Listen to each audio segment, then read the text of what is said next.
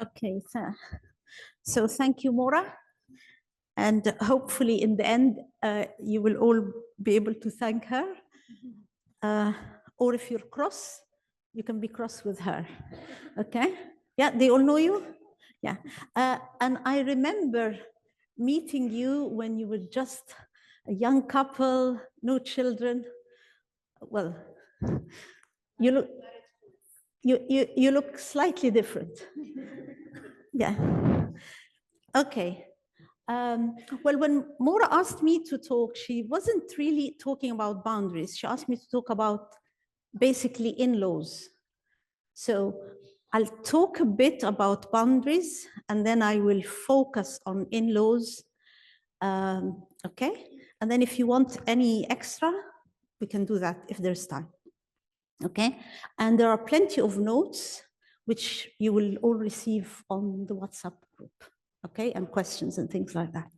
Okay, so what are boundaries? Let's be interactive. What are boundaries? When I say the word boundaries, what comes to your mind? Limits, very good. Respect.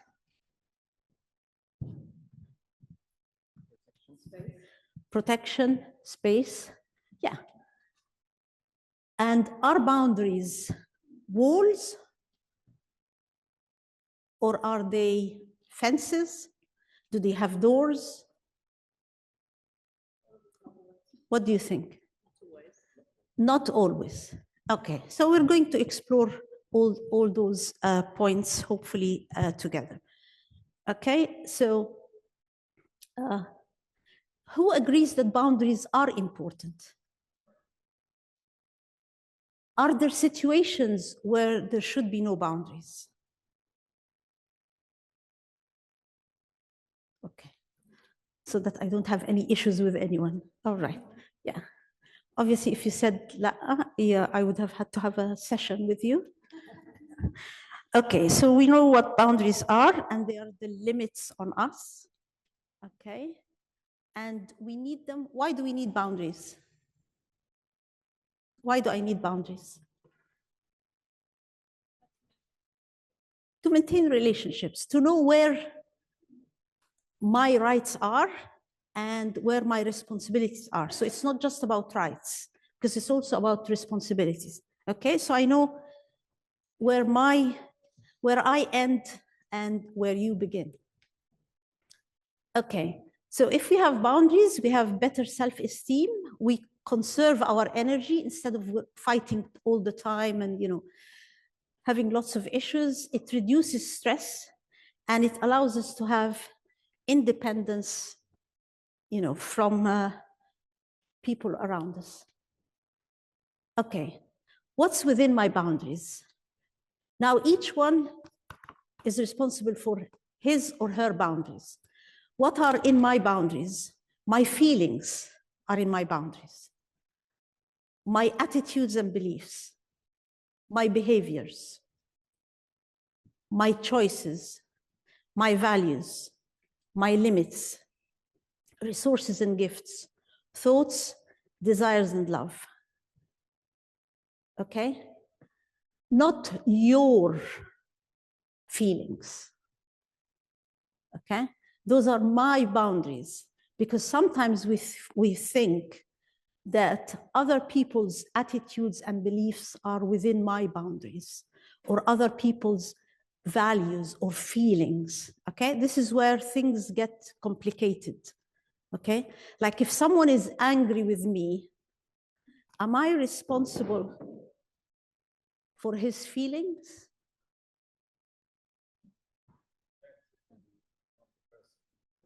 Okay, if I haven't wronged the person, if in front of God I haven't wronged that person,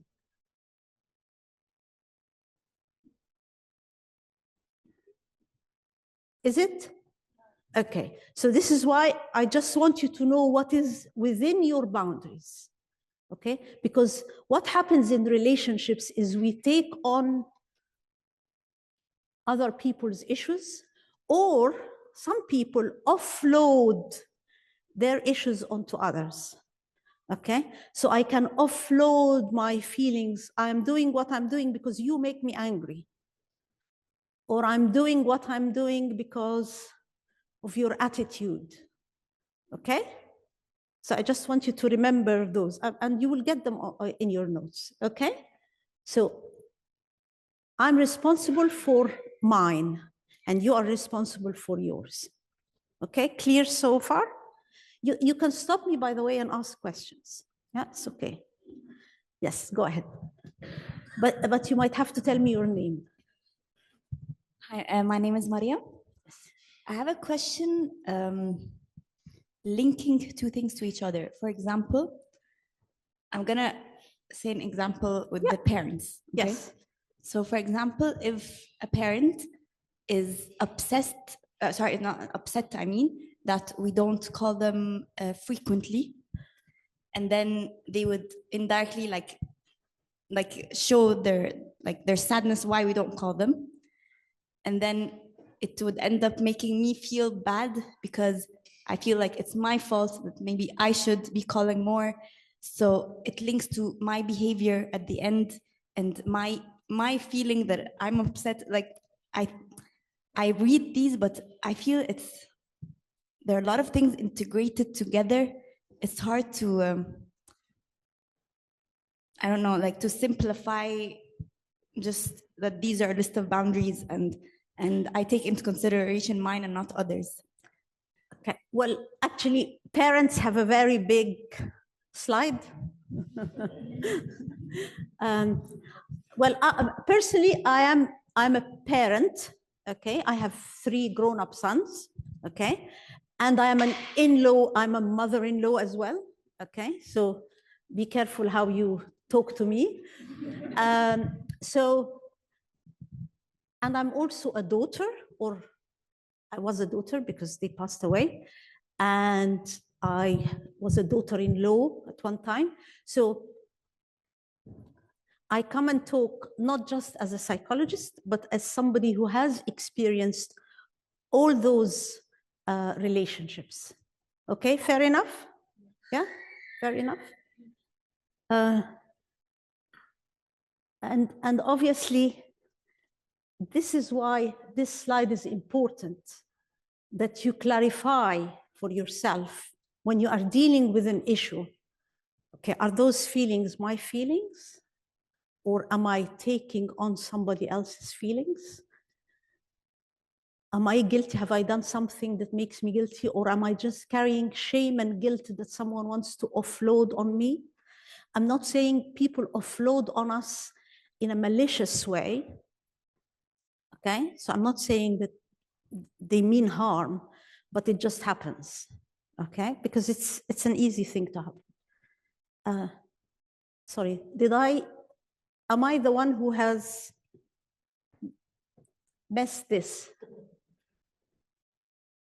Because it does happen, trust me. It does happen with me.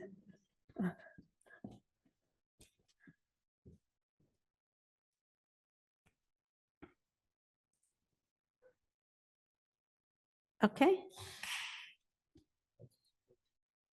Okay.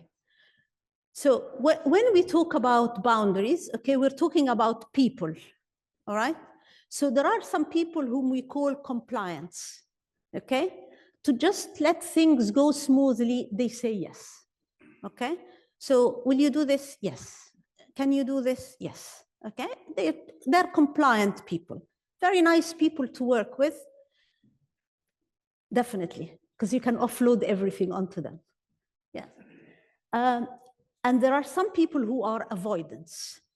There's no way you can get them to commit to anything, okay? They always avoid everything.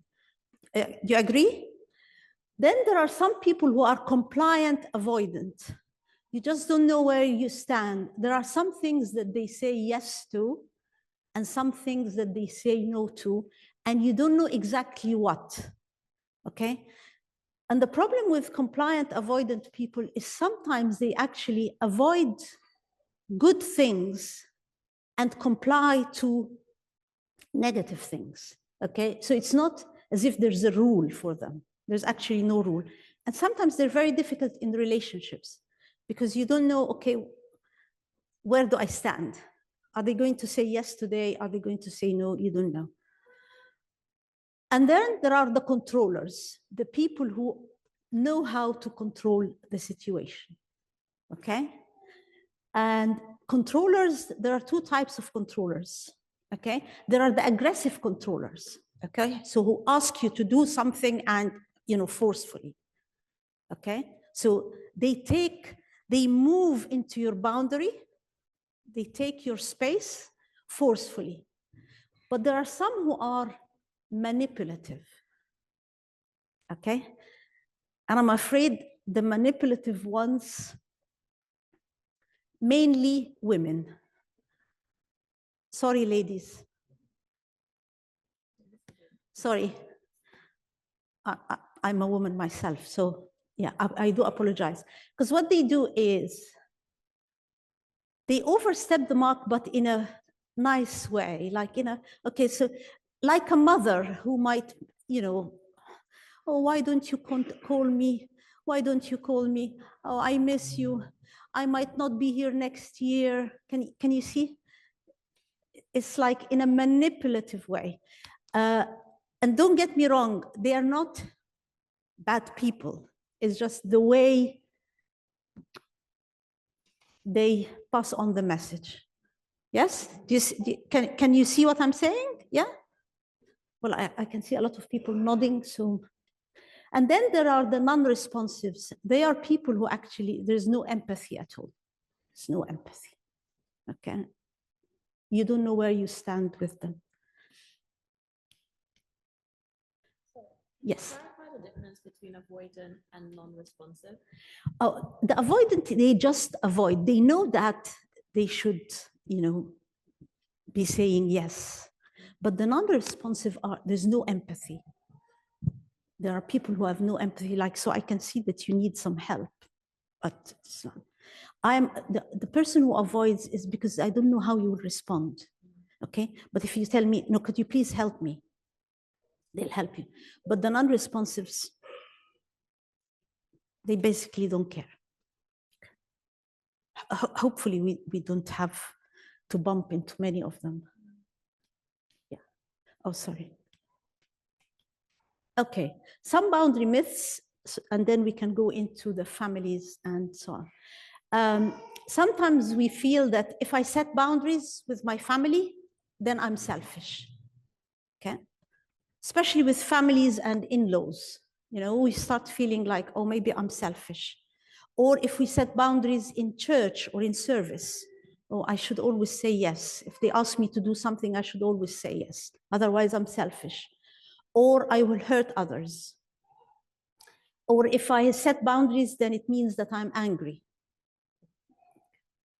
That boundaries are permanent. So if I set boundaries now, that's it. I cannot cross them later on, okay? So say you set boundaries with your in-laws, okay? You say, oh, you can't do this, and you don't come then, and so on. And then you need them because you need free babysitting. Okay, so sometimes people think, oh, I've burned all my bridges. But by the way, I think all of us grandparents, we love babysitting, so don't worry about it. What other myths have you got when you think of boundaries, setting boundaries?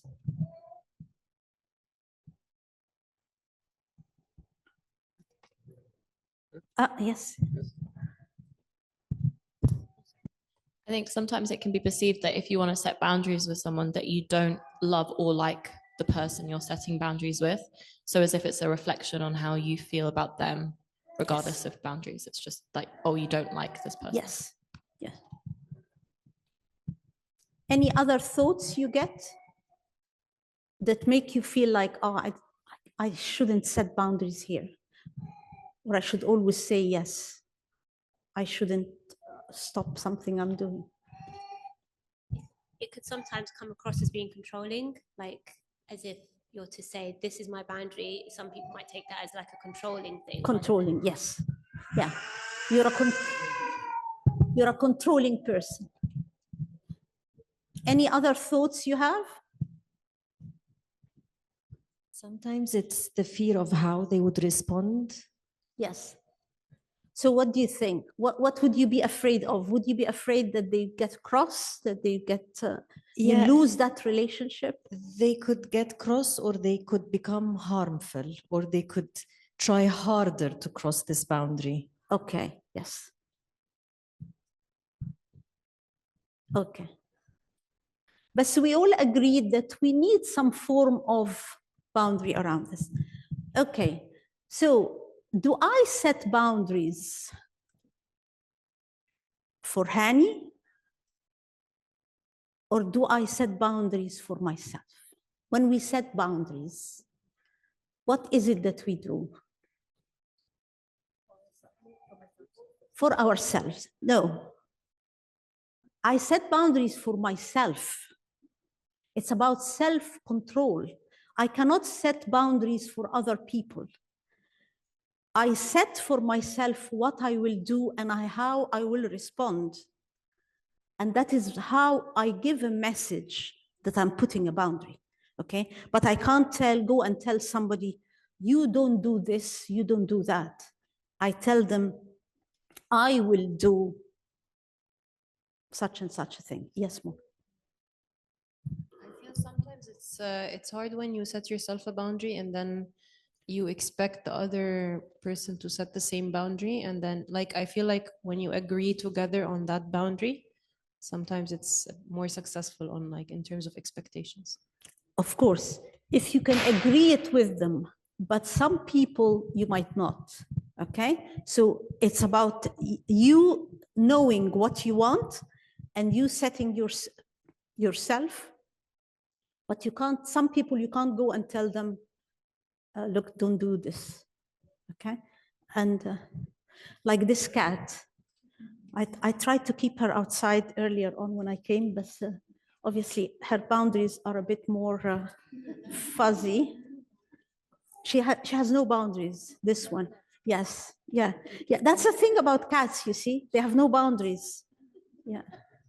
I'm not a cat person. I hope I don't upset anyone. Any cat people here?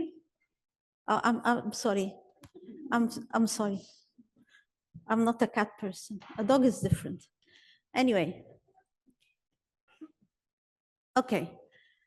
Now, we come to families because I think families is where it starts and where it ends. All right. Families are some of the most difficult places to set boundaries. I think that's where we learn boundaries, and also that's where we learn that there can be no boundaries, okay? So it's all set as you're growing up. And then obviously the families you will get into as well. Okay, what does, these are just some examples of things that happen in families, okay? Catching the virus. We call it catching the virus because something happens with one person, okay? And then everyone in the family gets to know what has happened, okay? So there are no secrets, all right? So there are some families where there are no secrets. So you tell your mom something, your mom will tell it to your dad will tell it to your siblings, and then she will tell it to her sister, and then her sister would tell it to, you know, so the whole story just spreads, you know, and you've already told your mom, but please don't tell it to aunt, I don't know what, okay? So everyone, it just passes on. Some families are also enmeshed. So they take it even a bit further than just catching the virus, okay? Everyone is into everyone's affairs, right? Now that makes it very difficult when they become in-laws. Can you see the difficulty? What do you think? What do you think could happen when you have enmeshed families and then they become in-laws? Say they become your in-laws. Yeah, they don't see it as intrusion. That's how this family has grown up, okay? Can you see? Yeah, because I want you to see that actually people don't set out to be not nice, but it just happens because of differences, okay? So you have an enmeshed family, and then somebody else came into the family, then they take that person on. Enmeshed families have no boundaries at all. And then you come in, they expect that you would be within that mesh. Yeah? So it can become very difficult. Now, what is triangulation? Triangulation is when, so if I want to tell Vivian something, I don't tell it to Vivian. I go and tell it to Hani. Hani, you tell it to Vivian. Okay? So instead of telling something to my son, I go and tell his dad, you tell your, and I tell him, by the way, there's my husband. Okay, so you see, it's, the family does not, they don't talk straight to each other. You talk to somebody else, and then you expect that somebody will tell. So it's like a triangle. Now, this is a very harmful thing, because you are drawing in someone who has no reason to be drawn into this, into the situation. Yeah. So you can see how the boundaries here are also a bit messed up. Codependency is one member of the family is dependent on the other in a harmful way. Okay. So can you see that if there is a family that has these boundaries, these are boundaries, messed up boundaries. Yeah. Yes. Go into more detail about the codependency. Yes. Yes. Codependency. Say a mother is dependent on the children to feel secure. Okay. So always wanting them to do things for her, because this way they make her feel important, they make her feel like, you know, valued and so on. It's okay when the kids are small, but as the kids grow up, she's always depending on them to give value to her life, to give value to her, to give her sense of importance. Okay? Yes. I think number 3 is not that bad. Sometimes it can be helpful, actually. Number 3. For example, if I would like maybe my brother-in-law to drop me somewhere. Yes. And I'm quite shy. If I tell him, he might say no. He might be busy. So I might say to my sister, can you just ask him if he's free, he's got nothing else to do, can he drop me? So what's the wrong in that? Okay. It's okay if it's a simple thing like that. Yeah. But if it is, I have an issue with my brother-in-law. Okay. So I have an issue with him. I think it would be easier if he heard it from his wife, not from his sister-in-law. The way she would actually say my message or give it to him would be much well, easier, your I guess. brother-in-law is a bit farther away, but let's take it into a family, okay? Because your brother-in-law, it goes to like mother-in-law, it goes to the same thing. If I want to say something no, to my mother-in-law, we will come to mother-in-law. Yes. La. Like, honey, don't confuse mother-in-law, guys. Special case. We will come to mother. I'm a mother-in-law, by the way, so we will come to mother-in-law, and we will. Mother-in-law, it has a whole book. There's a whole book on mother-in-law. هتكروتنا. In the triangulation. Yeah. In the triangulation, how do you, I totally understand and respect if I have something I need to tell this person and not involve someone else. Yes. But what's the difference between this and between how do we make it healthy, like having a counselor help us or having someone experienced? No, a counselor is not a member of your family, okay? And this is why people go to a counselor, because he is an outsider, okay? So I'm outside, okay? Because this is what I do. Like when I do any marriage guidance, I'm outside your family, okay? And a bit of advice here for anyone who does any marriage guidance. Please hear the two sides of the story when both are sitting in the same room, because you hear one side, you hear one story. When you sit with the other one, you hear a completely different story, as if it's a different family. And then you put them together, you hear the third story, which is probably the true one, okay? So if you want to do You sit them together and you listen to both of them at the same time. Okay, but so this is not triangulation.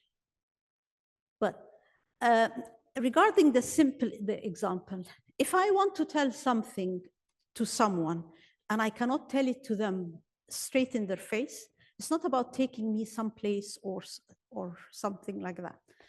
Like if I have an issue, okay, I have to tell it to that person. If I can't tell it to that person, then I shouldn't drag somebody else in, except if that person will come with me and be sitting with me while I talk, okay? Because then I'm drawing someone in and that person will go and talk. I don't know what that person will say. I don't know, you know, you've increased the number of people involved in the situation, okay? بس mother-in-law, we will come to it. تقلقيش. هو كله عشان المother-in-law. I don't know why do mothers-in-law have a bad name? Why? Why are all jokes about mothers-in-law? I don't know. I think I'm a really nice mother-in-law. I think so. But yeah, you have to ask my daughters-in-law. Okay, so we're coming to it. In-laws. Okay, I'll just tell you a few examples and then we will open up the place for whatever you want to ask. Sometimes in-laws, okay, intrude into our personal life. Do you agree? Yeah? I think one of the classic intrusions for people from our community is, so you know, you get married, then the next day, when will you have children? It's sort of like one of those classic intrusion, يعني, such glaring into, like you feel like, don't talk to me like that. But anyway, parenting interference, telling you how to bring up your kids, how to do, you know, well, all the parenting ideas that we have. Emotional manipulation, which is what Mariam, you said, when somebody makes you feel, so you start feeling guilty, you know. Obviously, there are cultural and generational differences. So for some people, they grew up where there were no boundaries between in the family. Okay, and now here you are wanting to set boundaries. So it might be just a cultural thing. There are some cultures where the boundaries are very clear. I remember my sons are married to English girls. So when Michael and Ruth first got married, they came and told us, okay, we're going to spend Christmas 1 year with you. They gave us actually their opinion of what they were going to do. And it was very clear. And the nice thing was that it was quite clear. And they said it in such, and it was also fair. I think that was the thing. So one Christmas with us, one Christmas with Ruth's parents, one Easter with us, one Easter with Ruth's parents. So they told us what they wanted to do. It was quite clear. Obviously for us, like we're Egyptian, it might have looked like, okay, why do they have to tell us this now? But when we were talking about it, Medhat and I, we thought actually, they've set it in a nice, clear way, and it was them setting it, and it was also fair. You understand this point of fair? Yeah, because I only have sons. So they were fair. Okay, it was not like we're going to spend it all Christmases with, you know, Ruth's mom, or all Easters with Mike's parents. There was some form, there was this fairness. And I thought that is something that not all people understand. Okay, so you have also in-laws who will get involved in a couple's relationship. So say you have a fight, and then they get to know about it and they interfere. There's financial involvement. Obviously, if for any reason you are asking them to get involved. Sometimes they also have a demand on your time and your space, especially with with young children. You probably have no time to spend with your in-laws, because your time, you have lots of activities, so they can get a bit demanding. Some parents resent even that you have boundaries. And there's an unfair expectation of being involved. Some parents want to be involved. Some in-laws actually demand being involved in your decisions. Say you're buying a house or something, they want to be always involved in what you are doing, in your choices and so on. There's a difference between being involved in a demanding way and being involved because you've asked them. Okay? So let's open the floor a bit.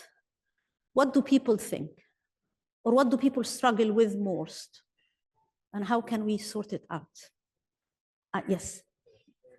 I was just wondering if you want to set boundaries, like you were talking about, you want to set boundaries for yourself. Let's say thank you. If you didn't want someone to swear around your child, how do you go about that? Very good. That's a very good one. Yeah. What do you think? You don't want somebody to swear around your child. What is within your control? Yes, but also even you can remove your child from that place, So, and you say, I'm moving my child because I do not want them to hear those words, okay? So you've given a very clear message that the reason you have taken them out, okay, is because of the language. You didn't tell that person, don't swear, but you've given him a very clear message. I'm taking my son away or my daughter away because I don't want them to hear foul language, okay? And you say it in a loving way, but in a firm way. And you have to actually follow through, okay? So you can't leave them once when there is foul language and then, so you have to be persistent and follow it through.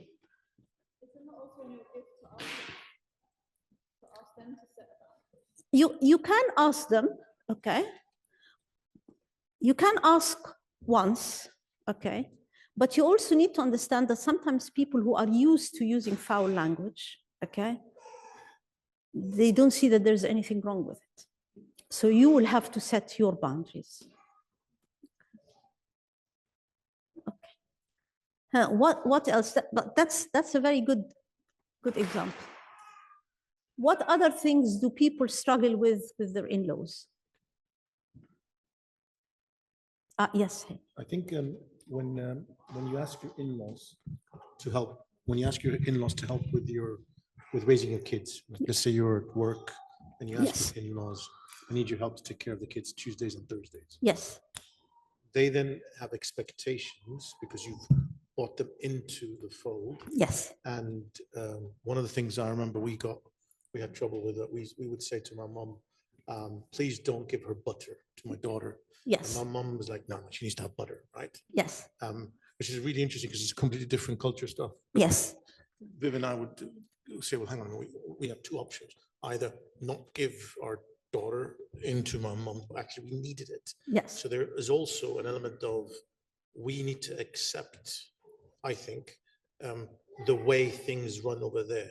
Yes. Right? Yes. But if you say, no, that's my boundaries, you have to do this to my liking, and if they're unable to change because they're much older, etc. Yes. I think that then causes issue. Yes. Yeah, that certainly was something we had when my daughter was very young.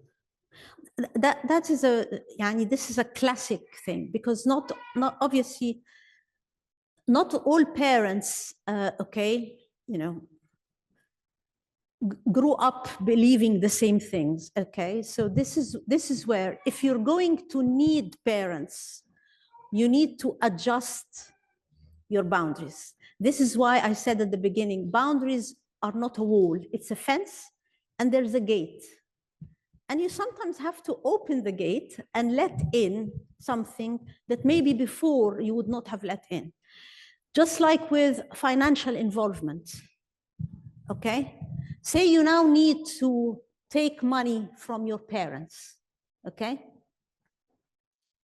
You want to, have an extension in the house or buy something, and you don't have the money, and your parents are saying, okay, we can give you the money. Now, once you do that, you've opened the door. Don't come and complain afterwards. All right? As long as you set up your boundaries up front, Dad, Mom, I will borrow this money, but don't to do my extension, but don't tell me to color the walls pink. Okay, yes. They won't tell you to color the walls pink, I hope, but they might tell you to color them green.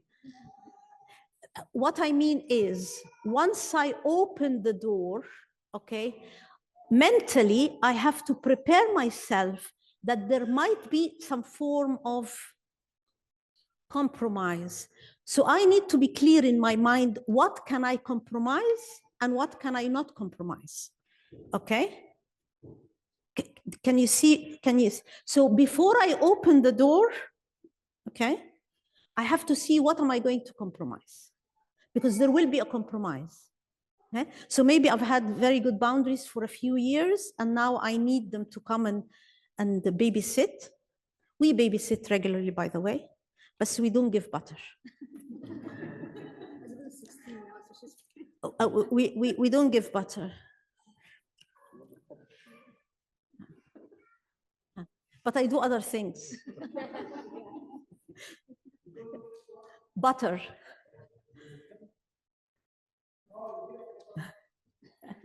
Yeah. Now, but trust me, I still do other things. Yes, go ahead. We agree that when we are brought up in our particular families, we will have like certain boundaries that we feel are normal. And then obviously when a couple comes together, those boundaries that you've grown up with are different. So yes, there's potential differences between a couple's boundaries and this in-laws, but what about within the couple itself, the discrepancy in the expectation of boundaries with their in-laws? This is an area that it's very important that you as a couple agree the boundaries. This is why I was telling you the example of my son, Michael, and Ruth. They both came, okay, and told us their plan. Clearly, they sat down together on their own, discussed their plan, and then came and told us, and then went and told Naz and Joe as well, okay? So you first discuss how you want to play the game, okay? And then you have to tell it. Now, if I have an issue with Medhat's parents, should I be the one to talk to? Actually, Medhat's parents have passed away, and my parents have passed away, so we have no in-laws. We're But if I had anything to tell my in-laws, would I be the one telling them, or would it be Medhat telling his parents? We agreed, and he has to tell them. The same with my parents. We agreed, and I tell them. Okay? This is very important. Okay. See, clearly no boundaries. Cats have no boundaries. I'm sorry, cats have no boundaries. You'll have to rethink your love for cats. Yeah. Deal with the emotional manipulation and the guilting and the, oh, you don't see me, you only come here, whatever it might be. Like, yes. How do you then tackle that so that the other person understands that, what they're doing is wrong and they're manipulating you, and that your boundary is that, I don't know, I'll only see you on a Saturday because that's when I'm free, or whatever it might be. Look, to be fair, sometimes it's very difficult to to get them to change. But you in yourself, you have to be clear that it is, I won't call it manipulation, but that these are her feelings. They are her responsibility. I am going to go once a week, and I'm going to go to my in-laws once a week. And this is all I can give at the moment, so long as this is what you are doing, because sometimes it's difficult to stop people after a certain age from changing the way they do things, okay? Do you think it's easy to change your habits? It's not easy, okay? So it's not about changing them, it's about changing my mind, okay? So it's not manipulation, that's her way of telling me I love you, and I'm not going to change it. So long as I'm not guilty and I haven't done anything wrong, okay? Because you can't keep telling her, oh, mom, why do you have to tell me this every time? You're making me unhappy. It's as if you haven't said it. It's not, it's difficult to change. Yeah, and this is why as parents, I hope we don't do this. We don't make our kids feel guilty, because it's not a good place. How to let the partner understand that point? For example, like what Mariam shared earlier. Let's say her parents, they want to talk to us once a week. Yes. And let's say there's, I don't know, some sort of excessive from it, I don't know. And for example, but she's in between. How can she manage it both ways?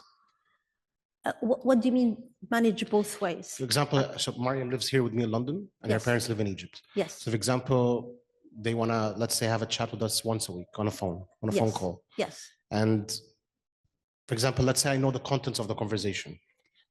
Who wants to know all the content of the conversation? No, I know the contents of the conversation. Yeah. And sometimes it could be pressuring or too much, or just as an example. Yes. I relay that to my partner, but it's hard for that partner to understand because it's her parents. Yes. How to like get her to understand what I'm trying to say at the same time, because it's her parents, and it's a bit tricky to manage some sort of solution like that. That will take us into another talk with another discussion. The thing is, okay, we all understand our parents, okay, because they're our parents. So we know the nuances of the words, okay? So we know that they might not mean anything offensive. It's just their way of doing things, okay? Whereas the other partner does not know because he didn't grow up with this, okay? So I'll give you a personal example. Like, I grew up, my mom was a strong woman. My mom was a businesswoman. She's one of those important people, okay? Medhat's mom was a kind woman, a housewife, okay? So when my mom talks, she's a forceful woman, yeah? Now Medhat might think, oh, how could she talk like this? I understand my mom. I mean, my mom at work, when she says something, it gets done. That's the sort of person she is. Whereas Medhat's mom, she used to be like, she's a housewife, So he could think that my mom talking to me, why is she being, like that? But this is my mom, I understand her, okay? But he might not understand her. Obviously, after 40-something years, he could understand. But do you see what I mean? Each one understands their parents because you have grown up with that, okay? So just like Hani, when Hani was saying about the butter, he knew his mom, he knows his mom. He knows that his mom, she doesn't mean harm. It's just her way of doing things. But somebody else could think it's not right. So, yeah. But after many years of being with her, you will understand. So I think maybe you shouldn't hear the talk if it upsets you, but you need to understand that Mariam understands them. I think the thing that she should understand is, okay, if mom says I'm sad and so on, fine, mom, okay, I'll speak to you some other time when you're not sad. Okay, but she can understand her, whereas you might get offended. Do you see my point? Yeah, because she knows her mom. I have a Manish. I know we're stretched for time, but I have a very quick question. Sure. It doesn't necessarily mean in-laws. It's the parents. Well, it could be from either side. Yes. It's how they influence, not influence. So we have, for example, mum and dad. We have our own rules and boundaries for our children. Yes.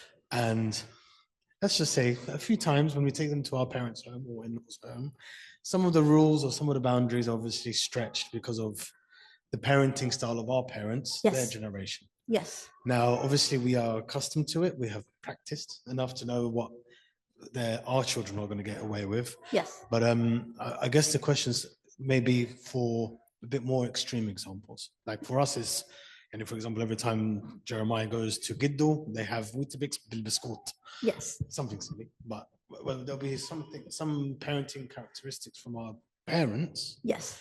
That might be intrusive to our children. How would we be able to manage their old style with our modern style? I think where it is like clearly like something that is like, say you put your children to sleep at 8 o'clock. Okay, if you push it to 9, it's fine. But if they push it to 12 o'clock, then you put your foot down. Okay? So you'll need to see what it is, how far they are pushing the bound, because they are pushing and you are pushing. Okay? But it's not necessarily that they are pushing. It could be that they just think like, oh, well, we had children and they've grown up and they're okay. Yani, why are you so fussy? You know? Because sometimes parents think like that. Okay? So it's not that they think like, well, we've been parenting before. And trust me, parenting styles actually go back in a circle. Okay, so you might find that so many of the things that people have said, no, no, no, no, no, no, no, no, yes. Okay, like even something like butter, it's now okay. Yeah. So it's you'll need to see what you are willing to compromise and what you are not willing to compromise. But obviously, once you open the door, okay, you have to accept that there will be some compromise. But before I finish, because yeah, surely I should be finishing now, although my phone hasn't gone off yet. Yeah, 2 o'clock. Yes, okay. I'll turn into a pumpkin or something. Well, there it is. This is it. The thing is, I want each one of you to project 20 years. Okay, close your eyes and think of yourself 20 years from now, and you are the in-law. Okay? How many here have children? Yeah? So imagine those little sweet ones that you have, okay? One day are going to come to you with a partner and put boundaries. So what are you going, how will it, yeah? Huh? I'm going to be a terrible mother-in-law. Okay. Can you imagine now where you are? Yeah? You've closed your eyes, all of you. Close your eyes and imagine you are an in-law. Is it easy? Is it easy to totally relinquish all authority?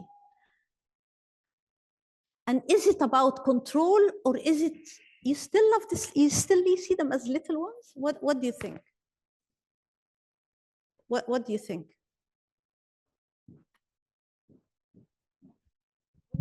Mine first. Thank you for your honesty. Okay, I don't see many honest people. Thank you for your honesty. Yes. I think our challenges as parents is we find it hard to back off sometimes. Yes. And we think we know what's best for you, we know. So we're a bit over controlling even when they are in an age that they could make their own decisions. We're like, let me decide for you what college you should go into. Let me decide for you what you should do because I know better. So I think the faster we get rid of this mental perception, the easier we will enjoy being in-laws.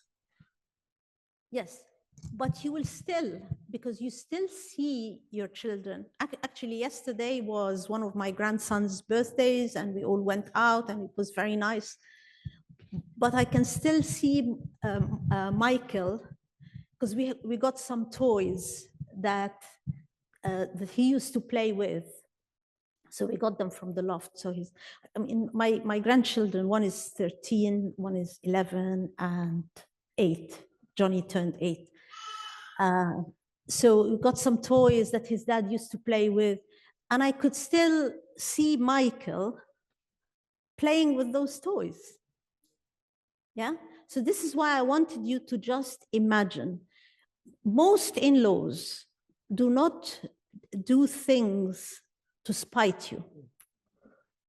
Okay, so I just want you to leave today with this feeling, but it doesn't mean we allow them to control us. Okay, so it's about having this understanding. Okay, so you have an understanding that they love us, but thank you very much. You've done your job. It is now my turn to my own mistakes. Okay, so they've made mistakes. Yeah, it's, you have to be allowed to make your own mistakes in parenting, okay? But you have to say it in a loving way. Yes, go ahead. I have a question that may not be related to specifically to in-laws, but how do you teach your children healthy boundaries or how to set healthy boundaries, especially if you are, for example, compliant or avoidant and you know that about yourself and about your family? First, it's very important that children know boundaries for a lot of other reasons, far more important, okay? And obviously you don't want your children to be compliant because then their boundaries are going to be taken over, okay, and pushed. So you have to respect their privacy, okay? And you have to explain to them that you also have boundaries, right? And this is something that you can teach them. So if they hit someone, you tell him, no, you should not do that. And you explain to them why. So you start explaining to them, okay? So these are things that you can teach children by simple things. Every time an event happens or something happens, you can explain to them, okay? So at home, we also have boundaries, okay? Are there boundaries within a couple? Or is it without boundaries? Of course there are boundaries. There are some things that as a couple we cannot do, like we cannot use bad language with each other. Okay, so there are boundaries. So you need to start explaining to them in a gentle way, okay? I mean, certainly they will learn about boundaries in school as well, but for another reason, so that no one takes advantage of them. Any more boundaryless questions? Okay. I'm just, no, sorry. Obviously, there are boundaries in service. Okay. I won't go into it, but you'll find 2 verses straight away after each other. Bear one another's burdens, and then it tells you each one shall bear his own load. So what's the difference? Is the Bible contradicting each other? One verse contradicting the other? How come I carry your burden? And how come I tell you bear your own load? somebody unfair, but the person responsible also for his actions. Actually, the words, because the Bible, the New Testament was written in Greek. The words were different. The first one, burden, is something that has happened all of a sudden, like something that, say, someone lost his job, okay? Something big has happened, okay? So I have to support you. But the other one is your daily load, okay? Your daily load, you should be able to carry it, okay? And each one of us should be able to carry our daily load. But if it's something big, we have to support each other, okay? So this is just some boundaries in service, because some of us, particularly those who are actively involved in service, we still need to have boundaries in service. It can't take all your time. You have a responsibility first towards yourself and your family, and you can't just be, you know, like doing service in church all the time. Between friends, do we need to have boundaries between friends? Yes. Okay. We need to be clear about those. So they don't, at work, should we have boundaries at work? Yes. Otherwise, you could be going home very late every night, taking work with you, yeah, and it encroaches on your family life. And that's it. Thank you very much. If you have any questions, yes, more. I have a question. Sure. What if you have a relative that they're not dependent, but they have a medical situation, or they're just dependent for whatever reason, and you want to set boundaries, but at the same time you need to like serve them because they're your relative? Yes. So what can you, like, what should you choose to do? Do you choose to look at yourself and your family and what they need, or do you choose to? Well, a situation like this, maybe you can discuss it with someone who is outside, so can tell you where you stop and where that person stops. Because yes, you might be able to maybe buy them medication and so on, but you don't have to bring them. Say you have a young family, you don't have to take them into your house to live with you. So you need to discuss it with somebody who is outside, like who can then tell you, actually, I think this is what you should do and so on. Okay, so maybe part of it you will take it on, but not all of it. With the work one, that's something I personally really struggle with. If the nature of your job is just you are in an industry that kind of requires you to just like always, like you frequently work late, but at the same time, like there's not really much you can do. Yes. Like for example, I'm in banking, like the nature of that job is just you work late. Yes. And I know in my head that that's not necessarily healthy, and like there need to be boundaries, but it's hard to draw the line or to know where to draw the line and how to draw the line, because that's also just the job. So how do you kind of like navigate those two things that are just kind of like very contradictory to each other? Well, first of all, you need to see what is happening with all your colleagues. Are all of them following the same pattern? Okay. And also then look at their lives. Because sometimes we say, oh, this is the nature of the work. And then you find that actually everyone at work has fallen out from relationships. Okay. So then this is when I have to make a decision. Actually, this is not healthy for me. I'll have to choose between this or my relationship. Sometimes, guys, we have to make difficult decisions. I mean, some of us have had to give up on very big careers for order that life carries on, okay? And you have to make a choice. Life is about priorities, okay? No one can ever have everything, okay? You can't. But you can have everything in the long run, if you see what I mean. I'll tell you something. Yeah, 100 years ago, I was extremely clever, okay? Extremely clever, doing very well, okay? But I had to come here to this country to be with my husband, and I stayed at home for 13 years, okay? Career gone. Then I took another path, and I'm okay, and everything is fine. So sometimes you have to make choices, okay? Okay? But see, so look around you. If everyone is struggling with relationships, maybe you will choose that over the relationship. I don't know. Obviously, I can't tell you that because you guys did the marriage preparation course with us, so I don't want to tell you that. But honestly, life is about choices. Yeah? And we all bear the consequences of our choices. Yeah?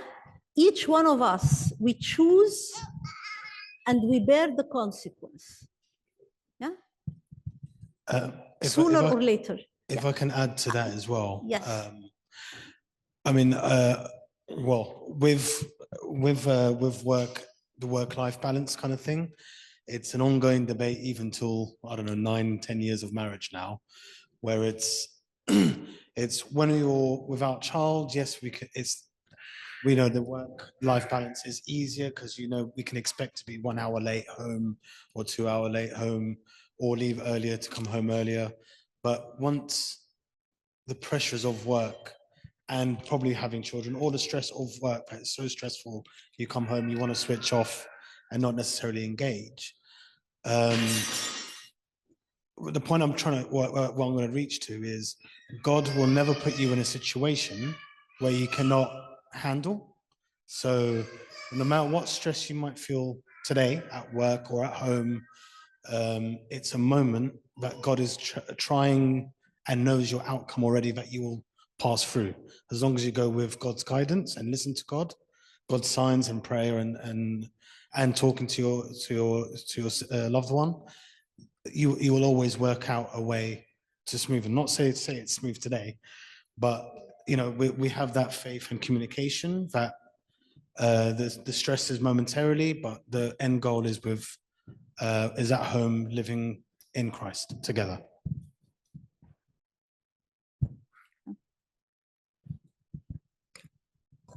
I will be thrown out. Am I going to be thrown out now? Not yet? When you want to throw me out, just let me know. Vivian.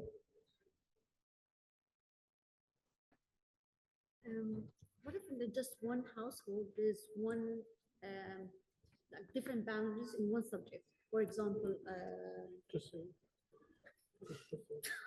no, we have a teenager, okay? So a teenager goes and she's just a teenager. She wants to do her hair. She wants to have lipstick on. Harry has a massive problem with lipstick, lip gloss. I do not get it. I just don't get it. And for him, that's boundaries. My daughter, absolutely none. So and I'm in between both of them. So like yesterday, she was out with some friends and like she wants to do it. She wants to have it on. He had an argument and I was in between. It was like, but I don't see a problem at all. Yep, not supporting me. But that's well, rule number one is you agree first and then you put it forward to her, because she will always find the gap in between.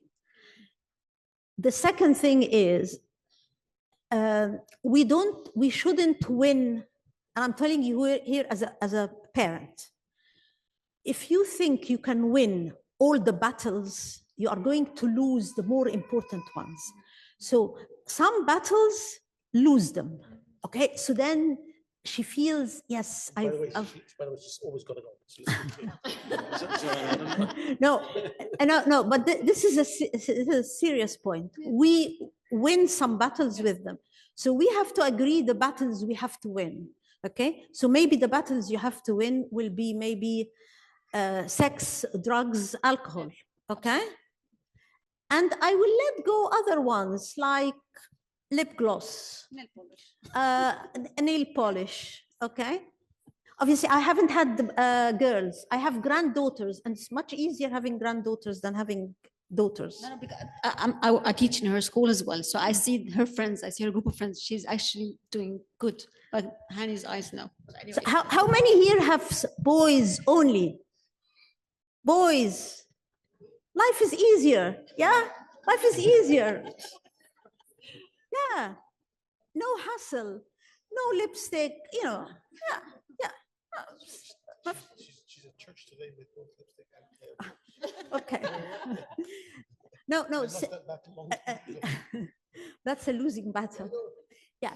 No, it's maybe you'll have the boundary to certain places where she cannot put the lipstick. Okay. So you can have it like a compromise. So you can tell her, okay, before we go in and have communion, don't put the lipstick. Then when you come out, you can put the lipstick or something like that. I don't know. I don't want to tell you what to do. But what I mean is some battles, it's okay to lose it. But I think the key question here is what happens is as a couple, yes, you're unable to agree on the intersection, the right. Yes. You have to. You have to agree, and if you can't agree, sit with somebody else who can help both of you come to a compromise, and then you tell it to the children. But if they see, okay, mom will allow this and dad will not allow it, then you've lost the plot. وبعدين kids, I tell you, they're so clever, so clever. Even tiny little ones. It's يعني unbelievable. They actually get better as they get older. Like by the time they're 40 كده بيبقوا حلوين.